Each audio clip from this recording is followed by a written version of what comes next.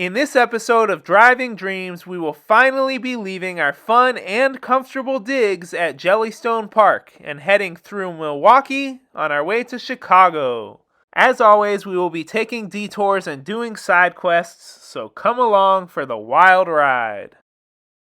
So that's what our morning looks like here at Jellystone Park in Sioux Falls, South Dakota. We are packing up. Nesa is playing with her friend. Anila is working. I'm packing the car, getting everything ready so that we can leave after 4 days here, 4 nights here. This is the 5th day, I guess. 4th night was last night. And we're checking out this morning. And I hope you'll come along as we drive dreams around the Americas. So I still have to break down the tent. That's one of the things I have to do. It's still up. And then Anila's over there working, but next to her is the laundry that we have to do before we leave. We already showered this morning, brushed our teeth, ate breakfast, and then we have to finish. We're gonna rearrange the car a little bit because it's kind of a mess. It's completely out of order. There's not too much stuff in here right now, but it's not really in easy to access order. So we're gonna make it an easy to access order, and then after that, we're going to hit the road and head to Minneapolis. It's about an hour. I guess it's about 2 to 3 hours from here, I believe. Don't quote me on that. I'm not exactly sure. But we're going to head there, and Anila has a friend that lives there, so we're going to stay with her for tonight and then head on to the next spot, which is Chicago. We're going to be there for 2 nights. But for now, I just have to pack up everything here and get going. So let's do it.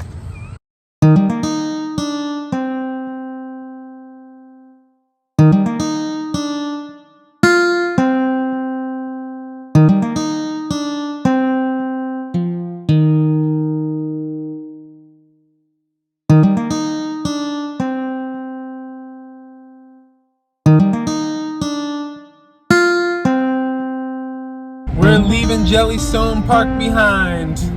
Goodbye, Yogi Bear. Nesa doesn't want to leave. Wave to Yogi Bear. Again. Wave to Yogi Bear.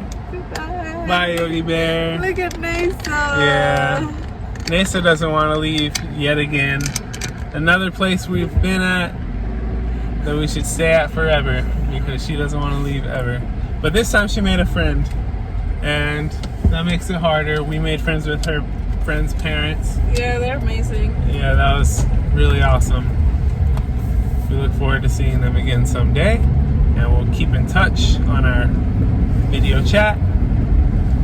Right, Nesa? All right. It's okay, we'll see them again. But anyways, now we're on to Minnesota. It was a nice 4-night break to kind of sprawl out, spread our wings around one little area instead of being on the road place to place to place to place every night. But now we're back to that. And I'm actually excited. First we have to get over missing our friends in that campground. But we are excited for the road, and we're excited to take you along with us. So come on, let's drive some dreams. Let's drive some driving dreams. That's the best state sign yet. Minnesota! Minnesota welcomes you. Woo!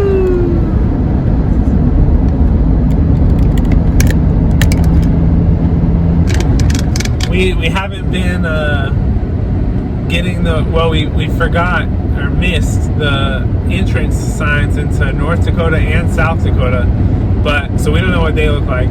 But so far, you saw them? Yeah, they're normal. Normal ones? Yeah. So the best state welcome sign on the interstates so far goes to Minnesota for sure.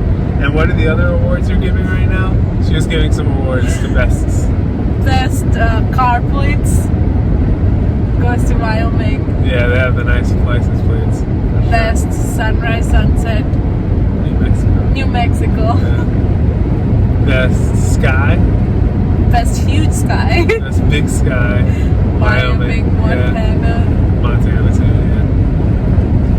Cool. Best mountains? Colorado. To me at least. Yeah, Colorado is pretty good. Yeah. Best geysers? Best geysers, Wyoming. Best beaches, Florida. Gotta take that one. Though I thought California. other people might have other, that one's not a clear cut because California has great beaches and there's other beaches. It depends on what you're after, I guess. And Florida's becoming very touristy too. Very populated. I actually like North privatized. Carolina Beach. I love North Carolina Wilmington beaches too. Beach, Yeah. much better than any Florida beaches, though. Controversial. Yeah, controversial take. Ooh, driving around the Americas. Ooh, so if you're following along and you can't get enough.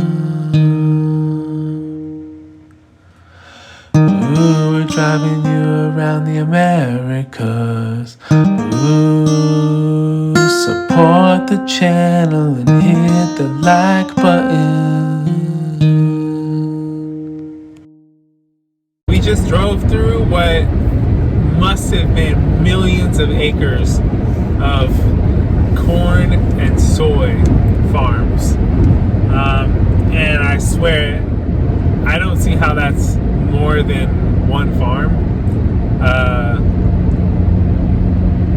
I should say, I don't see how that's more than one farming operation. It might have been like multiple people owned the farms, but one person oversaw the farming of it all. I don't know how it works, but anyways, we just drove for about 25 minutes at around 60 miles an hour through just corn and soy. Nothing else. No houses, nothing, just farms. We even saw a crop duster, like the model plane that drops pesticides on the crop. But we were talking about how it's not good. Mason knows, yeah. Pesticides are bad for the world. At least inorganic ones. You can make like organic pesticides and fertilizer made from plant matter. But this is all chemical stuff. We even like smelled and tasted it at a certain point driving through. It tastes like chemicals. Called itself a natural pesticide. What is? A green. A green, yeah. Yeah, there's. In the vegetable song of Keith Vanning. Oh, yeah. Yeah, we've done a lot of gardening. And we always used as organic stuff as we could find. And towards the end, or towards recently, I guess you could say, we found some really nice quality products that are all just straight up plants, which is really what you want to be using. The chemical stuff kills the soil and forces you to then use GMO seeds and more fertilizer and pesticides the next season. Last thing I meant to say, actually part of the reason I wanted to film is because that's what we've noticed even driving around America, the United States at least, even more than just knowing that the farming has turned into that. Now we've seen it. It's everywhere. There's just that's what farming in the United States looks like. Giant, like insanely giant plots of single crop farm operations, and it's almost always corn or soy. Some places it's tobacco.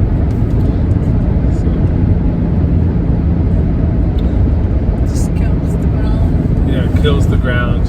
It's not good for us either to be eating it. Yeah, eventually all we'll be able to grow is these same crops because the ground will be killed, all the seeds will be gone. Luckily there's like organizations that save seeds, organic seeds, and they grow organic crops and save the seeds in seed banks so that the future will have possibility of life whenever the present wakes up and stops farming like this. But that'll only last a certain amount of time. Eventually it'll be unsalvageable. So we gotta wake up, people. one thing I do know for certain is that if the road and our drive stay consistent with what the maps say, we're only about an hour and a half away. And we are out of the corn and soybean fields. This is what our drive looks like now. The landscapes of the United States are so diverse and beautiful, but all of the farming operations look the same, and you know your boy cares about that, so I had to harp on it for a bit. We just noticed that because of our windshield being fixed, which was the last major rush we had other than wanting to reach New England by fall colors and needing to reach back down to North Carolina before snow. This windshield fix repair was the last major rush we had, which means that we have 2.5 months to get from where we are now, which is Minneapolis. We'll see some snow, but we don't want to be stuck in spicy in the snow.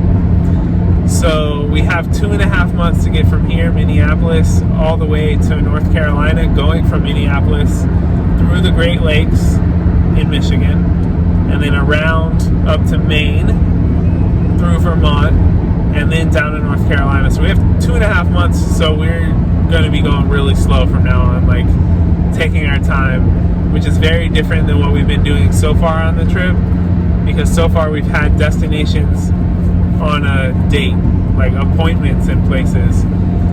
So we've been going really fast, taking like a day at a time in different places. So, and then of course driving like 10 hours in a day multiple times.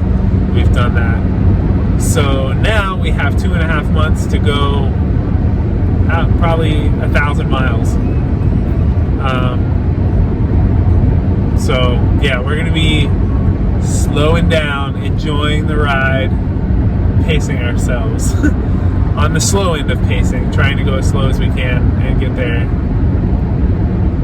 not too early. On that note, and in the spirit of going slow, we ended up stopping over at a friend's house for 3 days. So fast forward 3 days, 2 nights to our next entry. Well, that was nice. Yeah. I don't want to leave. Yeah. I know. Every place we've gone that we stopped at for more than like a day, I feel like we're leaving something behind when we leave. Especially when we know people there.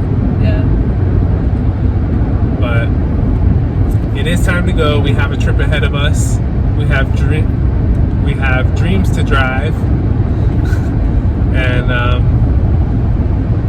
we were at Anila's childhood friend / cousin's house for 2 nights, and it was really relaxing. It was really nice and calm and loving and friendly and playful.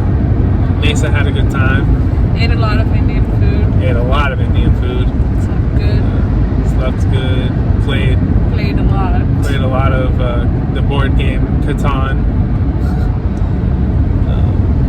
Met some of their neighbors, and yeah, we don't get any footage while we're at our friends' houses because it's kind of like sacred time. So I don't feel like bringing the camera in and like ruining the vibe or the moment, making it about something else besides just being there with our friends.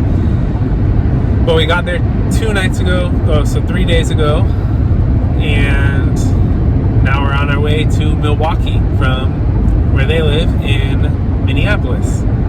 So we have for us, since we go slow, about a 7-hour drive ahead of us. And then we're going to be staying in a Cracker Barrel tonight. Or in the Cracker Barrel parking lot, not in the Cracker Barrel. And yeah, we're fueled up. We got power in all of our battery generators.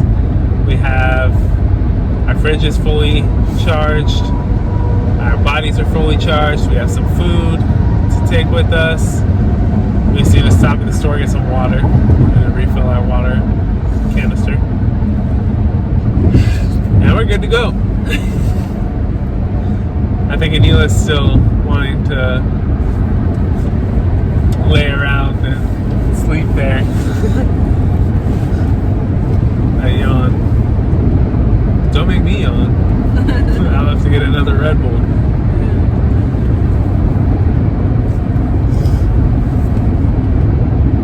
Nasa, how do you like staying there? You don't want to go, but how was it there?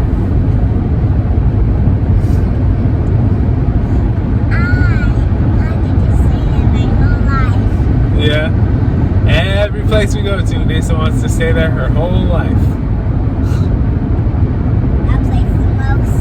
That place the most? Yeah, that's what you say. Every new place. we must be finding some good places to go to, and getting better at finding good places to go to. Or you just like where you're at when you're there.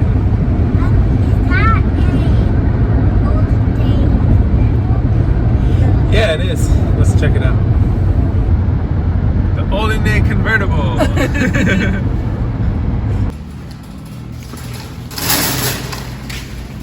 We're at the store. We're taking water.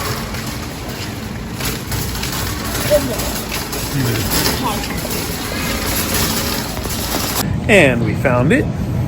The back of the store. Just gotta fit in there. Hey, we're going this way. Yeah, good job, Lisa. Right like that. Just got it on it. Ow! Oh, you can turn it off. Scoot back a little. All the way back so you can see it. Come back here. Back here. Refilling our big 5-gallon water jug here at Walmart. It's pretty cheap here. It's actually 46 cents a gallon here, which is a little bit more than it is usually at Walmart, but not bad either. Better than some places.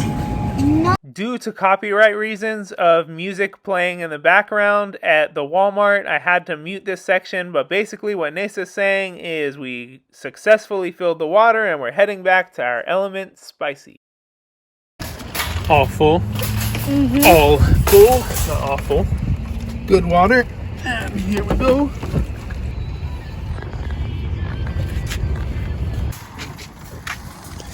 And now we're putting our cart back because we're good people, considerate shoppers.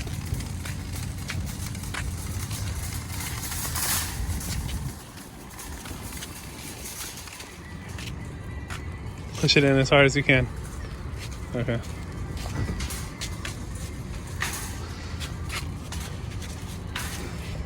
Here, I'll hold this. You push that one as hard as you can into the other one. Keep going, keep going. There you go. Nice. And back on the road, we have 2.5 more hours to go.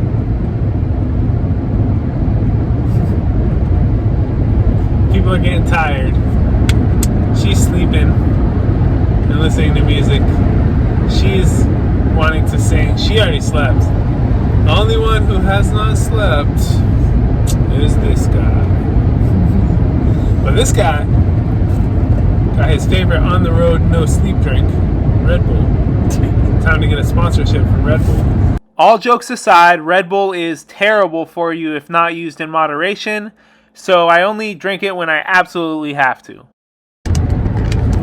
That being exit 106 means that we missed our entrance to Wisconsin sign, which means that we're really slacking these days. We were getting every single state line sign. The whole way to Colorado, we got every sign. And then since then, we've got about half of them. The last 3 we have not gotten. We think we know what we're doing for our plans for the next few days. Though, as we've learned, plans change all the time, especially on the road. But we're pretty positive that we're going to be sleeping at Cracker Barrel tonight.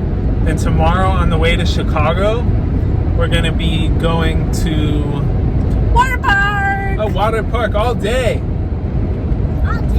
a Florida attraction in the north. Because water parks were my thing. We're a Florida thing. Like, we have water parks that are open year-round and people go year-round. But we're wondering how they stay in business up here when like more than half the year is frozen and freezing. But anyways, we're gonna go to a water park and then into Chicago. Maybe we'll stay for 2 nights at a hotel.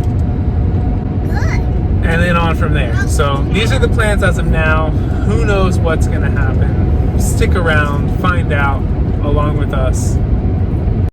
I think it's official that the theme of season 2 of Driving Dreams is uncertainty and getting used to all that entails while on the road. And if you stick around till later episodes, you'll see that we start to get used to and comfortable with the idea of being uncertain of the next move. As we pull into the Cracker Barrel, which would be our camp for the night, we begin scoping out to find the best spot and if this is a suitable Cracker Barrel at all for our night's sleep. Our biggest priority, of course, is safety, and comfort comes next. So we always try to scope out somewhere that looks well lit enough, but also dark enough to where we can sleep.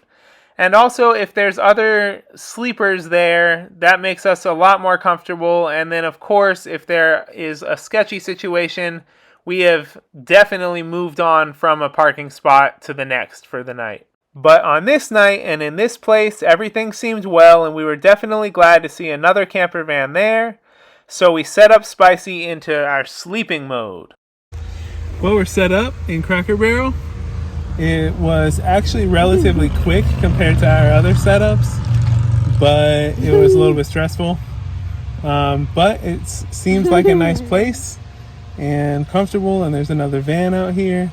So we're gonna go ahead and get to bed and see you in the morning. Good night. I'm Aaron. We slept pretty well last night in our Cracker Barrel parking lot spot. I did not even sleep. Mason slept all night. No, I didn't. Looks like she was barely living.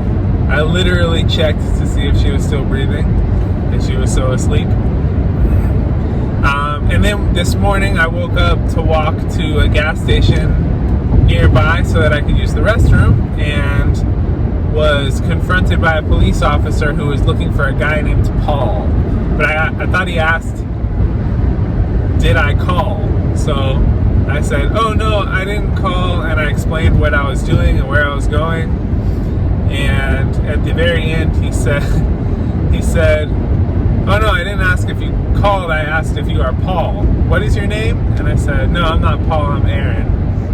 So he then proceeded to tell me that the gas station I was trying to go to was actually closed, open in about 15 minutes. There's another gas station, and the hotel next to us might let me use their restroom. I said, I'll check it out, thank you very much. And he went on his way. And then I came back to the car, laid down for a little while, and then we all woke up and packed up the car, decided what we were going to do. We had no idea what we were doing today. We just made the decision on our way to the water park that we were thinking about going to. We changed our mind and decided on a science museum for kids. So that's where we're going. Museums, that nothing, you're not allowed to touch us. You are supposed to touch everything. And Mesa loves touching everything. So that's where we're going. Science Museum. And we stopped at a gas station, got some breakfast snacks, like a thing of grapes. It's actually this gas station called Quick Stop up here that is like doubles as a grocery store. So there's like bulk produce. And we got a full thing. Can you show the grapes? We got this thing of grapes at the gas station. Yeah, and Nasa got some chocolates, which she'll probably share with Anila, because Anila likes those chocolates, right? Those are for you both. Yeah. And maybe I'll get some scraps of that, because I like it too. And I got a taquito thing. Yeah? Oh, so I get some? Thank Thank you so much. I'm gonna make sure that me and Mommy don't finish it. Okay. Good deal. And we're going to the Science Museum. We'll take you along with us, so stick around. Make some videos at the Science Museum, Daddy. Entering beautiful Milwaukee, we noticed that things on the surface at least seemed unusually clean. But this was actually later verified with some of our research that it's one of the cleanest cities in the entire country by yearly sanitation complaint numbers. Just a little fun fact you didn't know you might have wanted to know. But now, Discovery World. This is the first thing we came on in the whole museum, and it is the first thing we stopped at because we have a very curious crew. This one will stop at every single thing in here in the Science Museum. She's a techie. It's okay, just keep going. 30 seconds.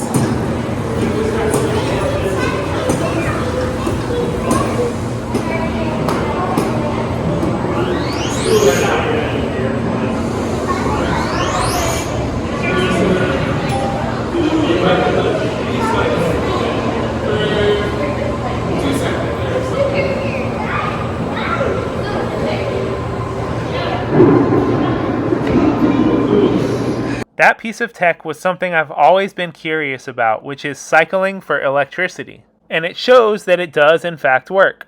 And that was kind of the theme of this entire museum. It was all about practical applications of scientific ideas, and was a great experience for kids and adults alike.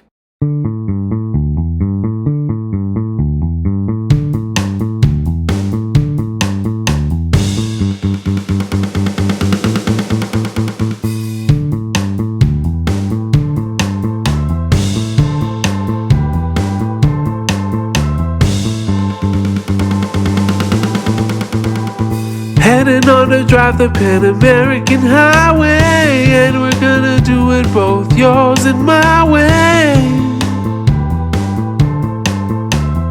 Scenic drives and peaceful vibes.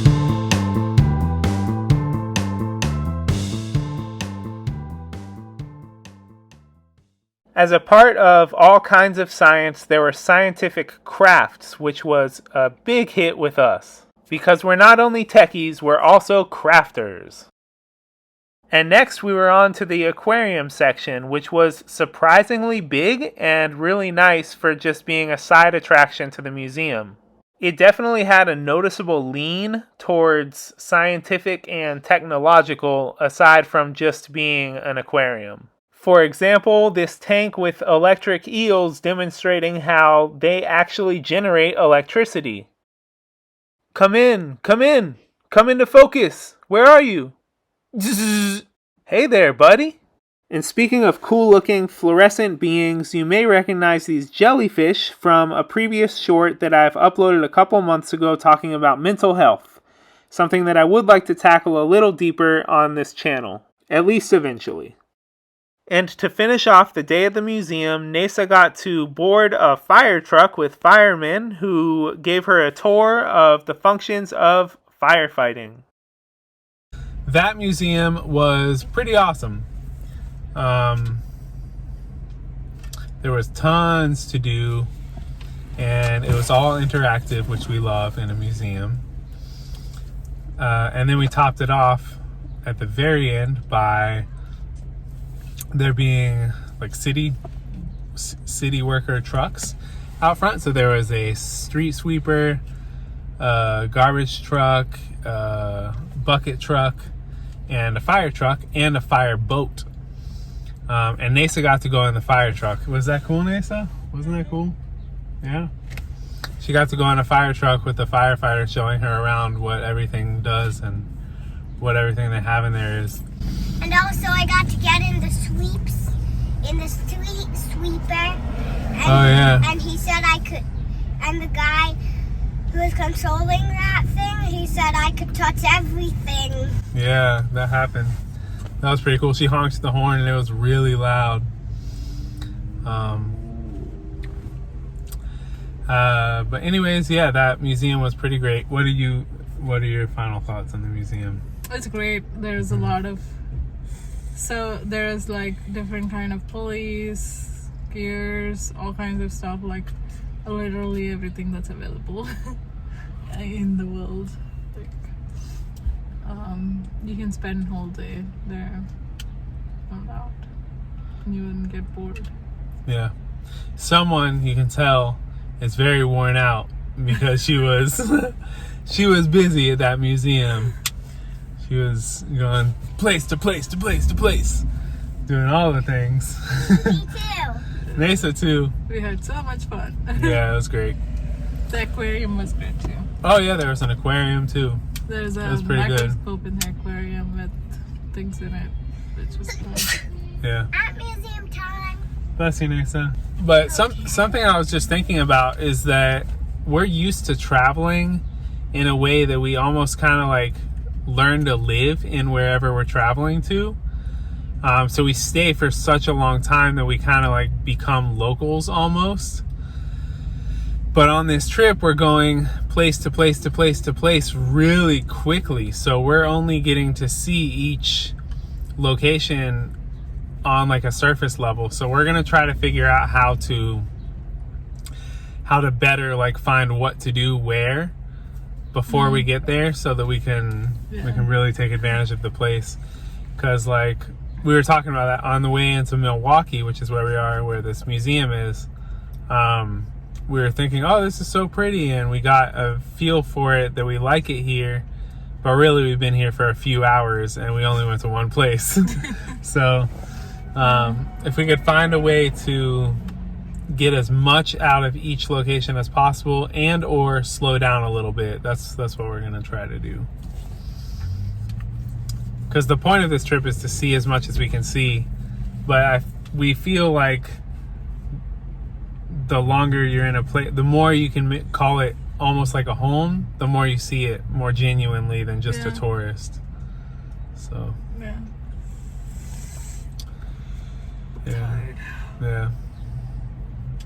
Cities are difficult. Nature, outdoor, natural